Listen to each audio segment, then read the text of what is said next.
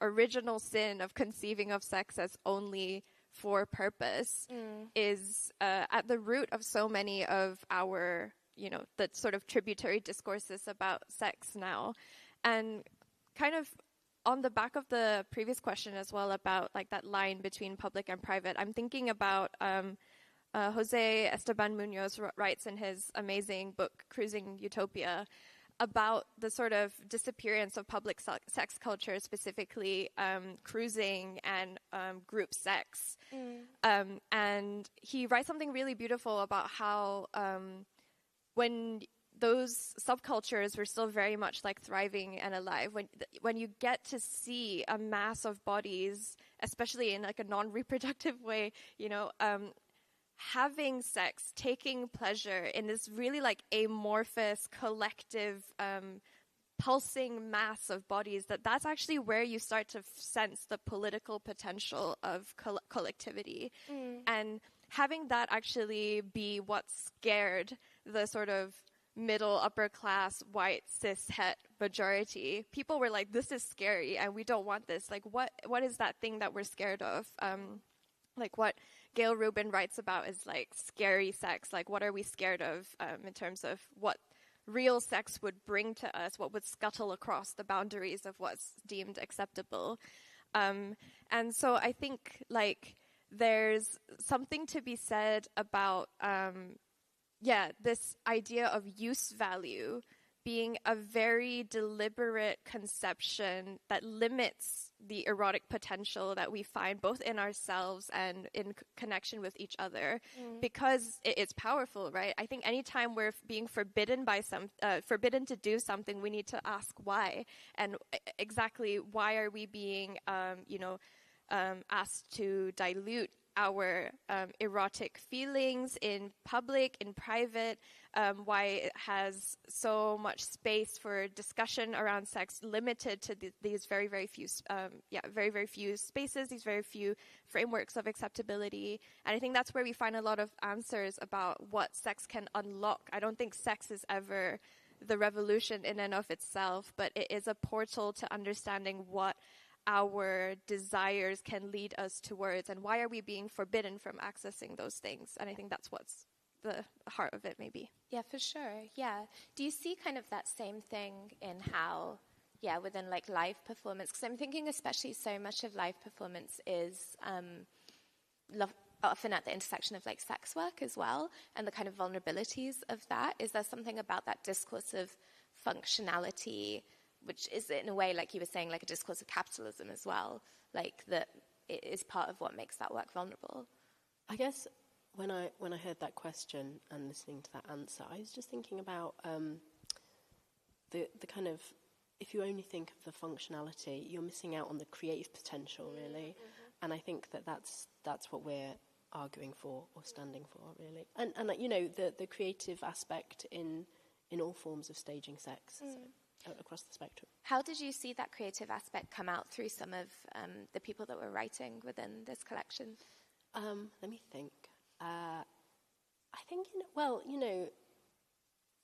the ways, in this instance, it's the ways in which they're reflecting on the work that they've done with complete humour, vulnerability and honesty. I mean, like, the things that I'm thinking of at the moment that really jump out are that there's an immersive, there's an essay about working as a performer in an immersive theatre piece and being very kind of sexually provocatively dressed and having, and the producers saying,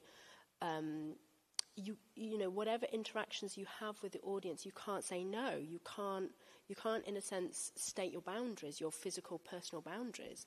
And so the performer ends up having inappropriate touch. And this performer is a black queer man, and he's very physical. He's about 6'5", and he's very big, and nobody, I mean, like broad, like muscular man. He's my friend, so I can describe him. He's not like someone I don't know. I know him in life, and that kind of sense of his vulnerability and his boundaries being something that people just didn't think needed saying because of who he was. And it was like, that's messed up, when that happens in a strip club. that, that kind of touch would mean someone would be kicked out, and you'd be believed. So that kind of sense of that vulnerable reflection. And then another one is by Zara Stardust, who talks about her time performing in strip clubs as a feature dancer, so dancing on stage and kind of using sex toys on stage. And she got a massive blob of lube and then to put a toy inside herself, but she got the wrong bottle and it was hand sanitizer. And I know, and she just talks about like this absolute burning sensation on stage, and so she just talks about body rolling, like body waving her way through it. That's kind of your default. So in a sense, that kind of this book offered a space for these stories to be told and these voices, and I think they're stories that. If you work in a strip club, you hear in dressing rooms. If you're in certain selected spaces, you hear these stories. But we thought they were worth telling because of the in a sense, that in that sense, the creativity was her body rolling on stage. She had the toolkit to handle what happens when you get the wrong tube. But also. There's this chapter that's really complicated and layered, and we wanted to include, and it's called Choreographies of Desire, and it's where there's a curator who, it's so complicated, I've lost the plot a little bit. They identify queer folk who've had experiences of rape, and these kind of queer folk that have been raped work with a video person to tell their stories on camera, and then through this like iterative process of working with somebody and understanding their own stories, they produce a piece of artwork out of it, and it's towards kind of collective it becomes an art exhibition, and it's towards collective healing, but it's also developing methodologies in which, in a sense, trauma and difficult experiences can be re-examined and something else can emerge. And it's that kind of sense of creativity being used towards the greater good. Yeah, that's really lovely. I really like that. So something I really loved about this book, actually, because it's published by Bloomsbury Academics, so it's technically an academic book, but it's split into like these different sections, and there's a lot of like personal writing. Like it's very kind of subverting that sort of academic ivory tower voice, which I thought was really beautiful. You said to me, I think it was in an email, Ali, like earlier this week, that kind of talking about this book, that the body was central. So what you wanted these writers to do and what they did was that they positioned the body not just as something to be read, but something that was kind of like central, like a participant. And it makes me think a lot in your book, Shanlin, where you talk about like the politics of the body more broadly, and like the idea of bodies as like precarious things. So you talk about like Palestine quite a lot, and what that connection almost between like what the sex scene can teach us and then what we're willing to accept about our own bodies and other people's bodies as vulnerable. And I wanted to ask both of you essentially about that relationship between the politics of sex and the politics of the body, and what a liberation of sex can do in liberating the body in all kind of political ways. Since like writing this book, I have seen on multiple occasions, and at first, this was something that I felt was quite difficult to write about, so I didn't include it. But being online and seeing the testimonies of people living under genocide in Gaza right now, I see a lot of currently pregnant women, getting comments in their comment section being like, why would you have sex? Why would you conceive a child? People being like, I'm sorry, I don't mean to be insensitive, but like, why would you do this? And to me, it is just the complete height of just dehumanization to assume that people who are undergoing the most traumatic, devastating, unbelievably painful episode in human history, can be so dehumanized by us to the point where all of these deeply human experiences are now forbidden to them, that we are only able to see them purely as disembodied victims, that we are only comfortable with their suffering, and that we're exposed to so much bodily harm that we see in these videos and that we read about and that we witness. But the idea that people would have sex or like seek out intimacy or, still be connected to, trying to maintain their familial lineage during a genocide is unthinkable to us. And I find that idea just like tremendously, upsetting and offensive. I think the line that I was really trying to follow with that sort of investigation is the same sort of turn away that we experience when we watch sex in the cinema now, that sort of turn inwards and away from our bodily response. I don't think it's that dissimilar from the way we can walk past homeless people on the street, or that we can watch these videos of the most horrific things that we've ever seen in our lives happening to another human being and be able to dissociate from that and not feel provoked to act. I do think all of these stem from a particular mechanism that we've been disciplined into, internalizing about what we prioritize, what we deem important and valuable, and that is always a turn inward towards cementing the atomized individual or the unit of the nuclear family as the end of our responsibility as human beings and nothing else.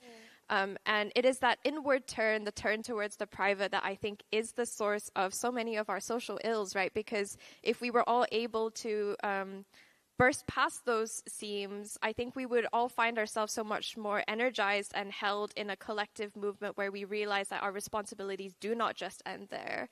And I see this a lot in like wellness, like speak nowadays, where people are like, oh, I was about to be so hypocritical because they're like, I'm offline for my mental health. I am also currently online for my mental health. But I'm trying to do it in a way, imperfectly, that is about restoring my sense of responsibility and my way to sustainably remain in the movement.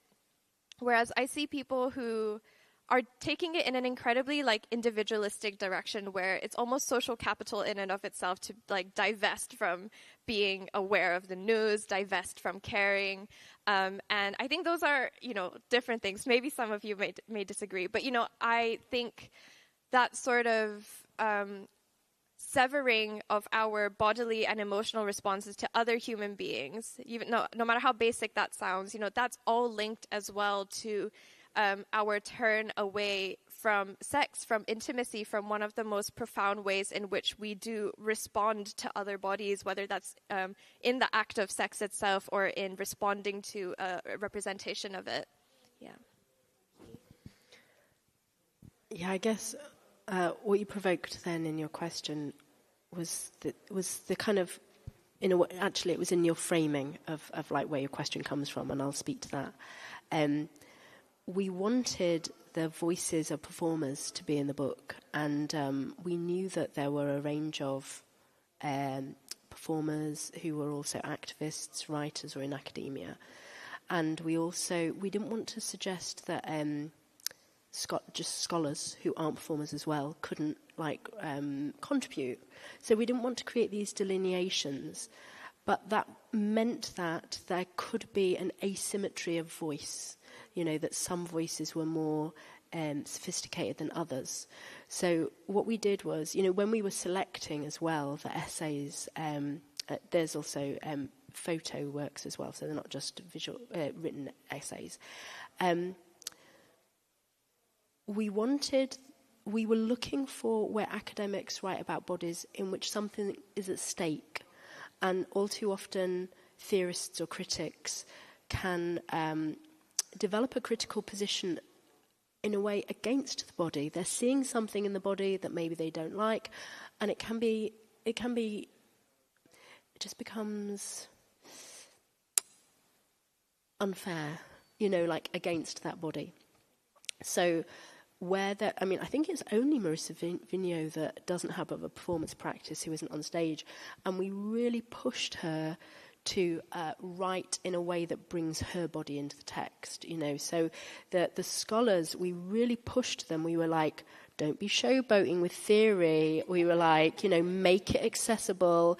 We were like bargaining with how many theorists people could use. If they were, that's if they were straight scholars.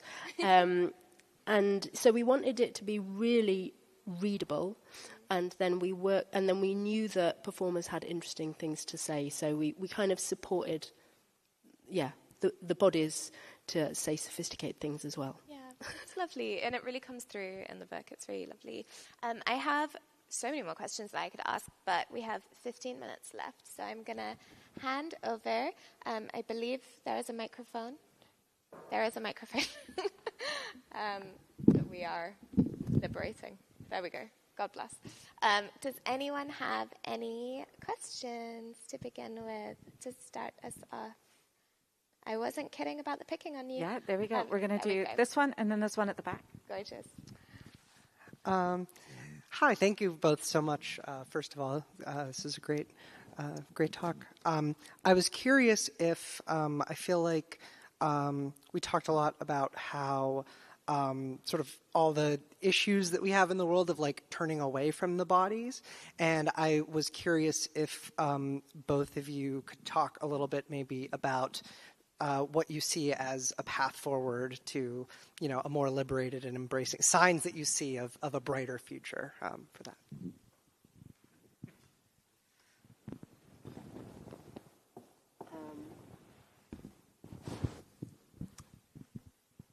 I don't know. It's just see more live performance, I think, and I mean, like, I don't mean that in a facile or glib way. It's like live art is really struggling right now in order to get audiences in, and I love weird, impenetrable performance art, and I love cabaret and burlesque, and I love strip clubs and new versions of strip clubs in queer spaces. I think we just gotta see more body, and in all contexts, and become more sophisticated in those spaces. That we, as audiences, are looking out for the signs that care is paid for those performers. That are they paid? Are they paid fairly?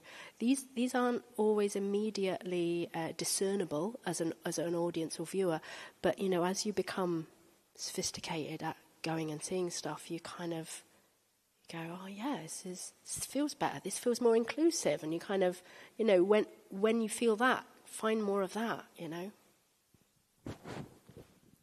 Yeah, likewise, I think this is a really big question. I guess the way I see it with the specific investigation that I tried to go on with this book is that I really don't think that it's the sole entry point, but it can be one. And I am still a very, very staunch and romantic believer in the power of art to, broaden our horizons, provide us with the imaginative resources to think our way out of the quagmire of the present, sorry, I need to stop quoting Munoz. But he writes a lot about that sense of futurity, especially in queer art, being able to sense a possibility beyond the here and now. And that is something that is incredibly difficult to feel, to experience, and to really believe in right now. But I think that is essentially what we need to start doing, is refuse to settle for the present, believe in the future, no matter how difficult it is, and find those portals to get there, whether it is, through art, or it's through the act of, getting to know your neighbors a bit more and understanding what it is that ails them, what kind of networks we can be building together, going on strike, linking your arms together with people on a picket line. All of these things are embodied experiences that remind us of the power of a collective mass. And there's this really powerful sense of, if you've been in a protest and you feel your body sort of like disappearing into this like chorus of voices, into this like mass of people all moving in one direction. And, you know, a protest is just a protest, but especially over the last 2 years, I think those experiences have been life-saving in some ways, to be reminded that we're not alone, and that there are other people who are as full of grief and anger and desire to change things as we are. And I think those experiences of togetherness, physical togetherness, cannot be, you know, forgotten about and undervalued in their importance to recharge us for everything that we have to do. Yeah. Thank you. Thank you for that question. I think, yeah, there's someone at the back. If I can make it work. Yeah, I will. Sorry, hi. Yeah, thank you both so much. That was so interesting. And I'm not very good at formulating questions because I have like a lot of thoughts. So I'm trying to think of how to. So Shulin, I was really interested in what you were saying about that kind of, like about the wellness culture and that kind of individuality thing. Because it kind of reminds me a bit of kind of what I see in some of the research that I do about, I guess, how people use kind of self-protection as a reason for like censoring sex. And like, I mean, often it'll be like, oh, you know, think of the children, but it's also like, I see a lot of like, oh, it's, you know, because I, you know, have had an experience and I don't want to be like triggered or traumatized by something I see on screen. And then also, weirdly, a whole thing about like, oh, and think of the ace people who are also being traumatized by the sex and stuff. And I don't really know how to make this a question, but like, I mean, that protective, defensive thing, like, what do you think of that? Like, how can we like resist that, I guess? And like, it's a question for both of you. I think it's a really interesting, it's a very interesting concept, this idea of like deploying the protection discourse, like which you named really well, actually. I write about in the book specifically about that protect the children kind of argument against sex, which is, you know, incredibly offensive to me. When we have like child poverty and child hunger at an all-time high, and that you never, you know, when you say protect the children, that doesn't mean you're actually protecting them from the fact that they're not going to have a livable planet in a couple of decades' time for their in their adult years. So it's incredibly cherry-picked, right? This desire to deploy this sort of very heightened, moralized sense of protecting certain parts of the population, and it always comes with like a flip side, I think.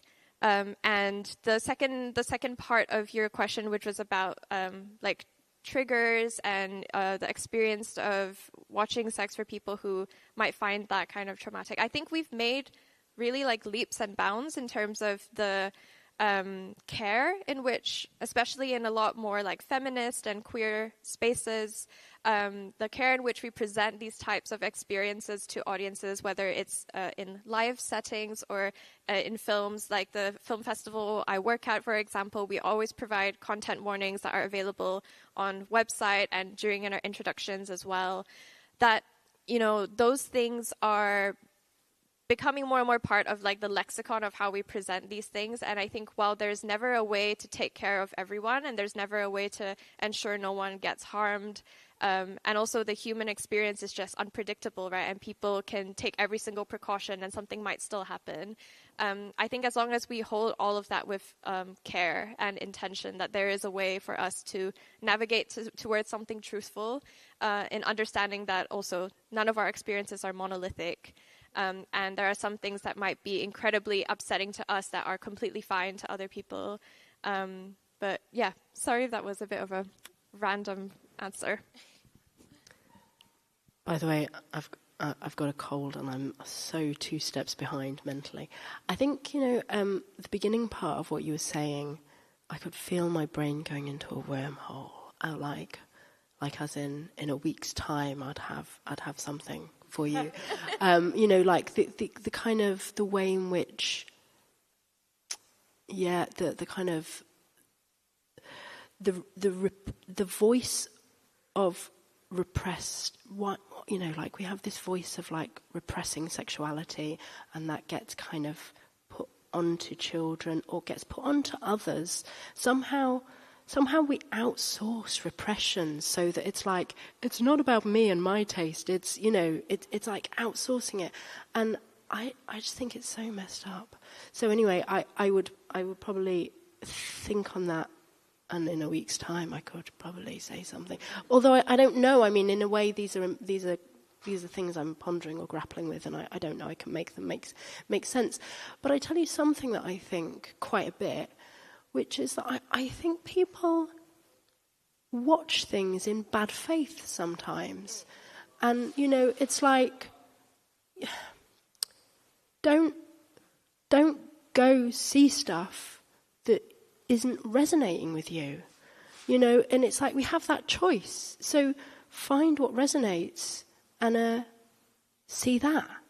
And like, if it doesn't resonate, don't see that.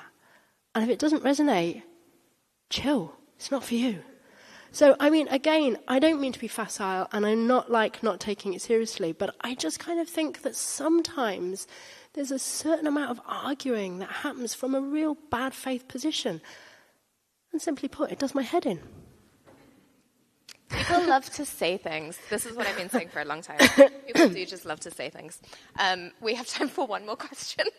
One very quick question. Yeah. Just over there. Sort of going back to what you were saying about seeing less sex on screen, do you think that's like a bit of a reflection of the shift towards sort of like pronatalism that we're seeing, and like a shift back to sort of reframing sex as like its sort of biblical purpose of procreation, which I guess is kind of ironic in some way in that like people are wanting us to have more sex, but we're seeing it less. I think that's definitely one way of like mapping the data points to understand what's going on. I don't know why that question made me think of there was this like Mormon couple that went viral because they went to the cinema to watch Oppenheimer. And if anyone's seen Oppenheimer, there's a scene where Florence Pugh's character is like riding Cillian Murphy while reciting like Death, Destroyer of Worlds, whatever. And apparently they were like so upset by seeing this in the cinema. Like the husband was like clapped his hands over his eyes, and she was just like watching it and like holding his hand, and it was like, it's almost over, and then like and then she would go, you can open your eyes now. And I don't know why that made me think of it. I think it is that like, yeah, it is like that sense of again, like this real reactionary attitude towards sex. I do think pronatalism is like definitely a thing that I see happening in spheres that I didn't expect, like the sort of influencer sphere, like the sort of trad wifery returning, and people making soap from scratch and having 7 babies in the countryside, and the sort of undercurrent to that, the upsetting undercurrent to that, is also this like idea of perpetuating whiteness and trying to repopulate the earth with whiteness.